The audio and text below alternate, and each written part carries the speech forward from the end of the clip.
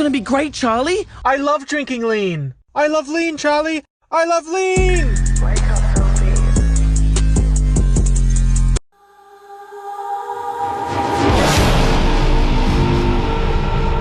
Every great story needs a moment when it changes forever.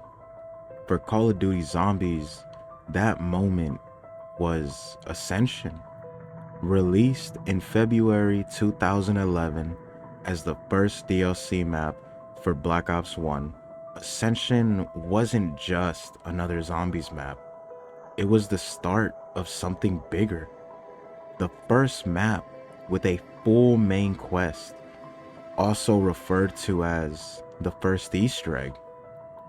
The first to expand lore, new enemy types, and new ways to move. Kino der Toten was the stage, and 5 was the experiment. But Ascension was expansion. This is my interpretation of the story of Ascension, the map that gave zombies a new objective. When Ascension launched with the First Strike DLC, zombies had already become a cult classic, but Treyarch wasn't content with repeating old ideas. They wanted to expand the universe, to tell a story that went beyond survival. Our 4 original characters, Dempsey, Nikolai, Takeo, and Richtofen, returned, but this time with purpose. They weren't just trapped anymore. They were on a mission, and the world itself felt like it had shifted. Ascension wasn't just a new location, it was a new tone. Gone was the eerie, isolated terror of Kino. In its place was something vast, industrial, and otherworldly.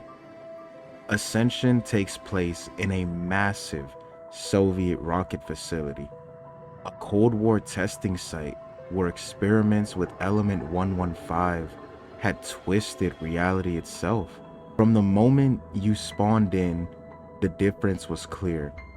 The map started in black and white, with dull tones and an oppressive atmosphere. The world felt drained, lifeless. Only after turning on the power did color return, a simple but brilliant metaphor for awakening the chaos that lay dormant. The Cosmodrome was sprawling and vertical, filled with steel catwalks, rocket silos, centrifuges, and laboratories. For the first time, the map felt huge, like a real place rather than a contained arena. You weren't just surviving anymore, you were exploring. Ascension's layout was revolutionary. It combined open spaces, perfect for training, with tight corridors that kept the tension high. The starting area, with its spinning centrifuge trap, taught players early that movement was key. As you pushed outward, you encountered multiple levels, staircases, platforms, and massive open areas where hordes could build in unpredictable ways. The flow was seamless. There were no awkward choke points or dead ends. Every section connected logically to the next. It was the first zombies map that felt bigger than it was, a space built for momentum. One of Ascension's defining mechanics was the Lunar Lander network. Instead of simple teleporters, you use landers to travel between different parts of the facility. To unlock the Pack-a-Punch machine, players had to call and link all 3 landers back to the central launch pad. Each one provided mobility, strategy, and spectacle. Soaring over the complex as zombies groaned below you was thrilling, and for its time, visually stunning. It also gave the map its identity. Those brief moments of flight became a symbol of ascension, the feeling of rising above the chaos, even if only for a few seconds. After linking the landers, the main rocket, a towering Soviet missile, could finally be launched. Watching it ignite and blast off into the sky was one of the most cinematic moments in Zombies history. For the first time, the environment changed. The rocket launch altered the map, opening new pathways and exposing the Pack-a-Punch area below. It wasn't just a reward, it was an event, a moment of progress in a mode that had always been about repetition. Ascension was the first map to make the world react to you. Ascension also introduced one of the most infamous enemies in Zombies, the Space Monkeys. Every few rounds, alarms would sound and players would scramble to defend their perk machines. The monkeys descended from the sky, targeting your perks directly. If you allowed them to reach them, you would lose the perk in its entirety, having to buy it back. This flipped the rhythm of the game. Instead of focusing on survival, you suddenly had to defend. It forced players to split up, communicate, and prioritize. Killing all the monkeys without letting them take a perk granted a free perk drop, a high risk, high reward mechanic that added tension and teamwork to the mode. Ascension didn't just bring new enemies, it brought new drinks to enjoy. For the first time, two new perks were introduced, PhD Flopper and Stamina. PhD Flopper became an instant fan favorite. Not only did it grant explosive immunity, but it also turned dolphin diving, a move new to Black Ops, into literal explosion. Players could throw themselves off staircases and obliterate hordes of zombies with a shockwave of fire. It was both ridiculous and powerful. Stamina Up, on the other hand, changed the pace of zombies forever. Increasing sprint speed and duration, it made movement-based survival, training the zombies in open areas, more viable than ever. It was subtle, but it shaped the meta for years to come. Ascension's new wonder weapon wasn't a gun at all.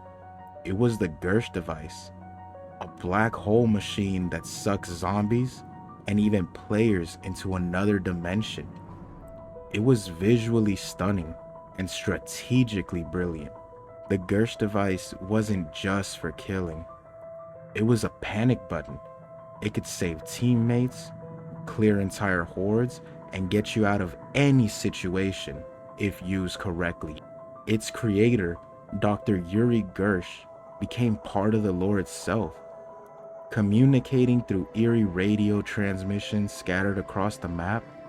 The Gersh device symbolized ascension perfectly. Science pushed too far. Technology turned cosmic. A sense of mystery that lingered long after each match ended. Along the Gersh device came one of the most creative explosives to touch the game, the Matryoshka dolls. Explosive nesting grenades that unleashed cascading blasts. They fit perfectly within the Soviet theme, and when paired with weapons like the Galil, the AK-74U, or the iconic ray gun, the arsenal felt like the perfect blend of realism and chaos. Ascension was solidified in Zombies history as the first map with a true Easter egg quest. Known as the Casimir mechanism, it tasked players with freeing the soul of Dr. Gersh, who had been sucked into another dimension by his own experiment. To complete it, players had to interact with mysterious orbs, press buttons in precise order, use the Gersh device in specific location, and even call the lunar landers in a coordinated sequence. It wasn't just about unlocking a song or a secret message. It was about furthering the story. For the first time, the Zombies mode gave players a narrative goal, a reason to survive beyond just another round. And when you completed it, hearing Gersh's voice thank you and Samantha's chilling laughter echoing across the facility, you realize something. This wasn't just a survival horror anymore. It was myth-making right in front of you.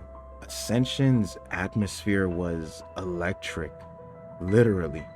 The whirring machines, the hum of power, the rocket engines roaring in the distance. Everything felt alive. The new visual style with its bright whites and Soviet red contrasted the gloom of Kino. This wasn't gothic horror, it was Cold War science gone wrong.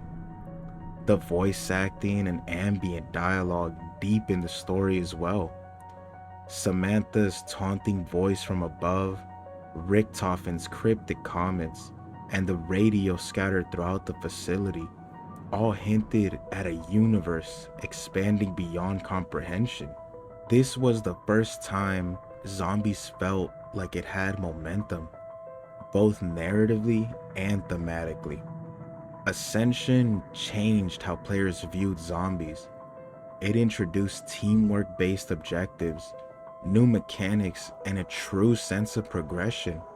For the first time, the community began working together online to solve the Easter egg.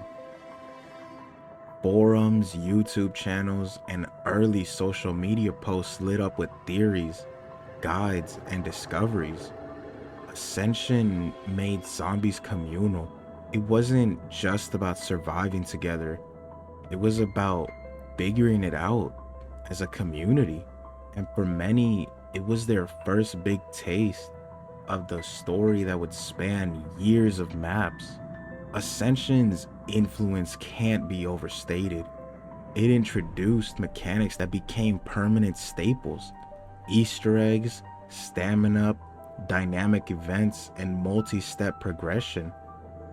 It also redefined what a zombies map could be, no longer confined to claustrophobic horror. Ascension proved that scale, spectacle, and story could coexist. Even years later, in Zombies Chronicles and beyond, players return to Ascension, not just for nostalgia, but because it still feels right. The flow, the balance, the personality, it all holds up. Looking back, Ascension was more than just a map. It was a statement. It said Zombies wasn't just about survival anymore. It was about discovery, narrative, and evolution. The cold steel of the Cosmodrome, the roar of the rocket, the echo of Samantha's voice, they all marked the moment Zombies ascended from a side mode into a world of its own. Ascension was the spark that lit the fire, the point where everything changed. And from that launch pad in the Soviet sky, the story of Zombies truly took flight.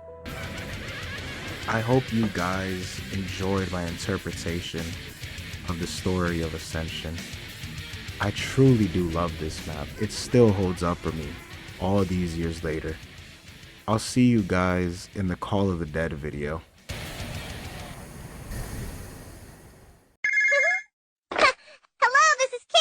Mira bien, hijo de tu puta madre. Soy Mencho, güey. Relaja tu puta gente a la verga. Soy Mencho, güey. No cuelgues, hijo de la verga. Te tengo